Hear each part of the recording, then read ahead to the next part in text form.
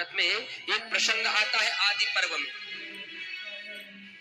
कि पक्षीराज गरुड़ को अपनी माता को दासित्व से मुक्ति दिलाने के लिए अमृत की आवश्यकता पड़ी। क्यों? क्योंकि सर्पों में कद्रु और विनिता में होड़ हुई, मतलब कि शर्त हुई, और उस शर्त में विनिता कद्रु की दासी बन गई, सर्पों की दासी बन गई। तो सर्पों ने कहा तुम हमें अमृत ले आकर के दे दोगे तो हम तुम्हें अपने दासित्व से मुक्ति दिला देंगे। अब भैया जब माँ दासी है तो बेटे को भी दास बन के सर्पों की सेवा करनी पड़ी। अब सर्प सब गरुड़ के सिर पे सवार होके कहते हैं उड़ो। अब जहां कहते वहां जाना पड़ता है। एक दिन गरुड़ अपनी माँ के पास आए और बोले माँ मैं इतना बलिष्ठ हूँ, इतना यशस्वी हूँ, इतना बलस्वी हूँ, फिर भी मुझे इन सर्पों की दास्ता करनी पड़ती है, क्या करूं? इस दासित्व से कैसे छुटकारा मिलेगा, कब मिलेगा?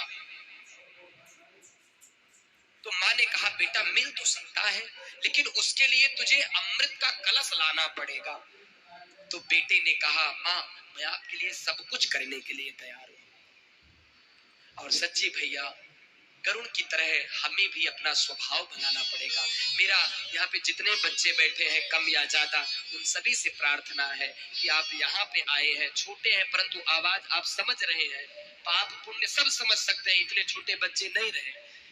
भैया संस्कार अपने माता पिता की खूब बात मानो, क्योंकि रामचरितमानस में गोस्वामी जी ने लिखा कि मात पिता गुरु प्रभु कह बानी बिनहि विचार करी सुन जानी। माता पिता की बातों में विचार न करिए।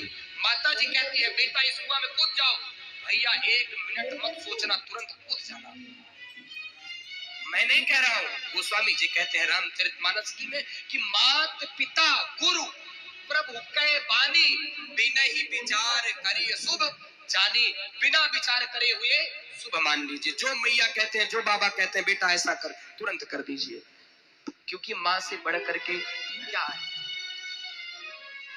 एक माँ ही तो है, जो कि एक पिता है तो वो एक पिता के रूप में होता है, लेकिन मैं